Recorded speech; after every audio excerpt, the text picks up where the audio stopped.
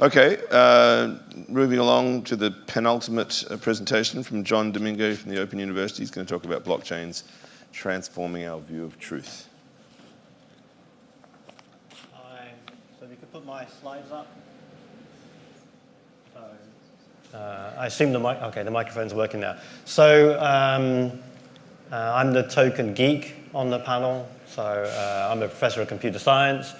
So I'm going to give an incredibly optimistic utopian view of the technology. And basically to build on what Marina said and show the gap. And I think there's always a gap between law, regulation, and what the technology can really do. I should say, actually, by the way, I'm very happy. I appear on a lot of panels. I'm very happy with the gender balance on this panel. It could be improved by one, but it's pretty good anyway. So what I'm going to talk about is blockchains, one of the new technologies. I think there were some people who were here yesterday, so I'll begin with a 2-minute recap of what I said yesterday, a brief intro into what the technology is. So if maybe you didn't remember everything from yesterday, but there are some new people here today.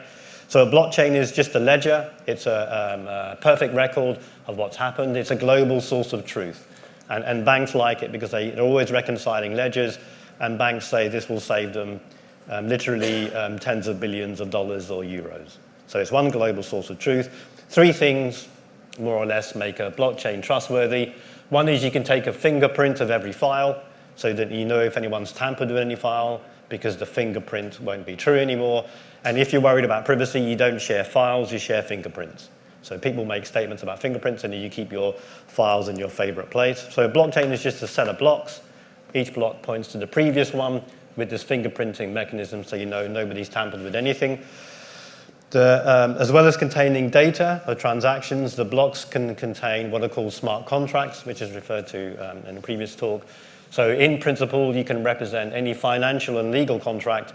It's there on the blockchain forever. No one can change it.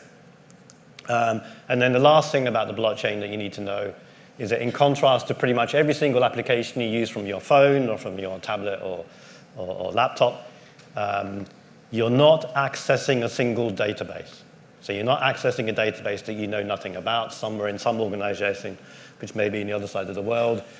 It's peer-to-peer, which means if we're on a blockchain now, we decide we're going to set up our own company, everyone in the room would get a complete copy of the blockchain. So everyone in the room can check what everybody else is doing. So one of the problems for the regulatory aspects is from GDPR perspective, there is no data controller in a permissionless blockchain because everybody is in control. These nodes can be across the globe, so you're not in one jurisdiction anymore. So that causes issues. So that's enough of the technical details. I'm just going to give you lots of examples of how it's being used. So blockchains are very good at recording things. You can record things, everything is time-stamped and immutable, there forever, shared by the community. In Brazil, if you have a new child, they give you an option, go through the long, rigorous process of recording your child on the standard system, or you can record it instantaneously on the blockchain forever. So the birth certificate is on the blockchain for parents who choose that for their children. Another way of recording things is a company called Everledger, and they record diamonds and other luxury goods.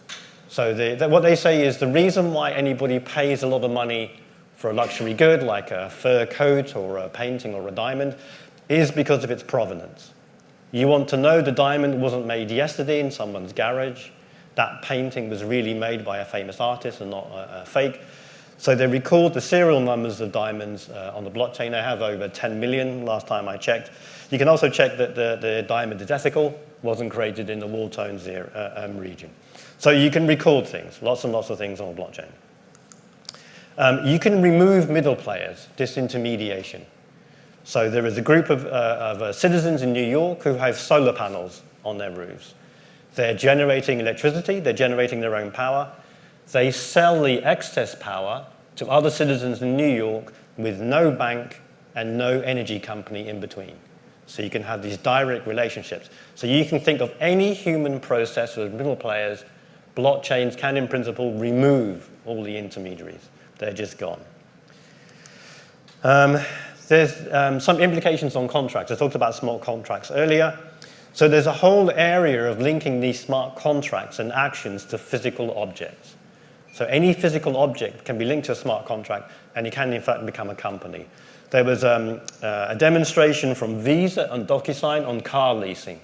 You go to the center to lease a car, you don't sign any forms, and to caricature it, your car and your car keys are on the blockchain.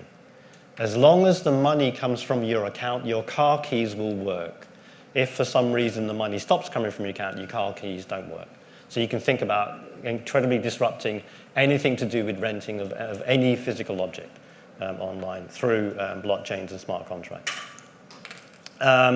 We had a great discussion yesterday about self-sovereignty, and there were people talking about what does self-sovereignty really mean. And unfortunately, the discussion ended, so this is an appendum to yesterday's discussion. So I wanted to mention Estonia. So Estonia have really taken to blockchains. So a lot of government services in Estonia now run on the blockchain, so you can access your medical records, and they're stored on the blockchain.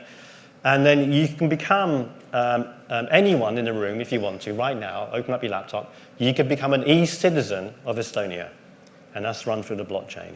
They will allow you to start a company. This is their website I've just taken a snapshot of. Start a company or start a marketplace and do other things.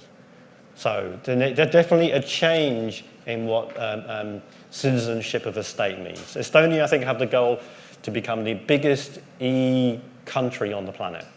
I think they have over, I don't know, they have a large number now, and that's growing. Of course, everyone knows about Bitcoin, and Facebook will launch their currency, Libra, next year, if they're allowed. And of course, these are currencies that are not backed by any nation. So now you can join Estonia as an e-citizen, and then you can take your, however you are paid for your job, and then turn it all into Bitcoins or Libra, and then your finance is not controlled by any nation, if you wish. Other things that are happening, so this is one of the more radical elements, something called a DAO. So you could take a collection of smart contracts, you put them together, and then you create an organization which will run and trade with no humans in the loop. The governance of that organization or corporation is run on the blockchain through smart contracts. So you may think this is a joke, but there was something called the DAO, which at its peak had $160 million worth of investment and was acting like a venture capitalist. And then the decisions were made through the blockchain. So you can use the governance of the blockchain to govern things, including organizations and corporations. There is a session going on in education. We've been doing stuff in education here. So I mentioned yesterday how you can use blockchains to have systems automatically find you jobs.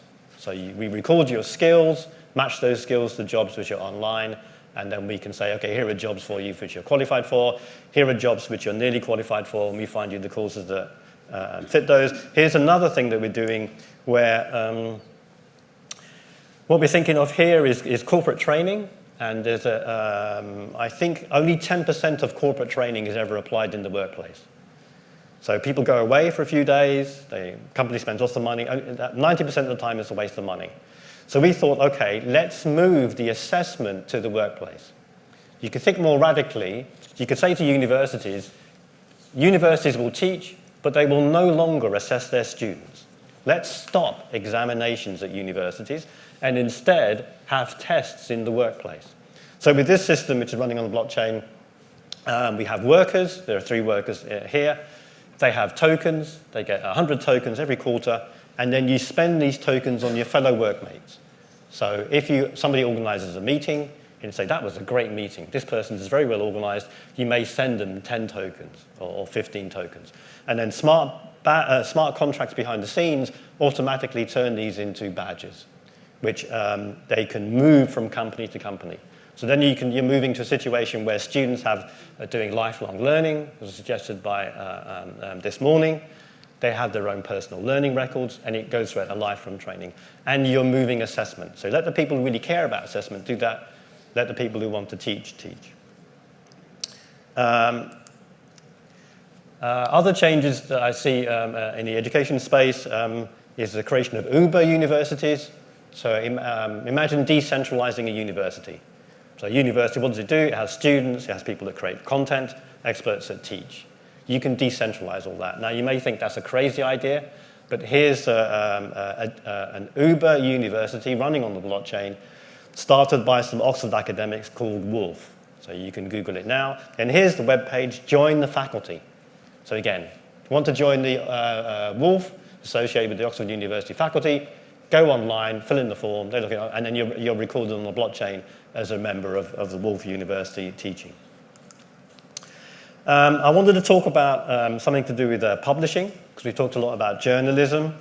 So there are people who've been thinking about new forms of publishing. We've been thinking about a lot in the scientific space, and there's an area called nano publication. So rather than scientists writing 20 pages or a book, they just publish single statements like quotes. So and this has a structure of an assertion, provenance, and publication info. So you can have something like, I say the sky is blue, and that's because I looked out of my window this morning, and this is part of my daily weather. So imagine scientists doing these nano publications. These would be machine readable. They go into a store. Then you run machine learning algorithms over that to generate scientific knowledge from all of these micro statements. And instead of having the one paper, which is like from a 1,500-year-old, or one view, you can have many views over the trillions of assertions that would be there. So a new form of looking at that. We've also been looking at new forms of validating. So one part of the scientific process is how do you validate the truth of science? And this is through the peer review. If you're a researcher, you send your publication somewhere, they find some reviewers, and hopefully they agree that you're doing is great. This is imagining a decentralized reviewing process on the blockchain where reviewers would get tokens for that. So reviewers tend not to get paid for this, but they would do in this situation. And then also because of yesterday, I looked to see what's happening in the journalism space with blockchains. And I found quite a few startups in this area. So there's two I'll show. This is DNN. This is a decentralized newspaper. So I think basically anyone can become a journalist, and then they use the blockchain for everything is recorded on the blockchain, all the reviews, all the editorials, and different channels. Here's another one, Public, and these are the benefits. So they have a secure protocol. It's completely independent because there is no owner. Everything has a lifetime reputation. Every article you post, every reporter, every editor. There's a community which says, okay, we like things or we don't, and the community decides. Any income is spread for a fair fashion, and everything would be transparent on the blockchain. They have their own coin, so everybody gets paid in their own coin. So one of the things you can do with the blockchain is you can invent your own currency. So this is the journalism currency. They have a direct connection between advertisers and consumers, and they embrace a broadcast. So anyone can redistribute the content, and then you pay or you get paid for how it works. Another one called Pressland, and they view journalism as a value chain. So you take from the journalist seeing something, some news, to all the different steps.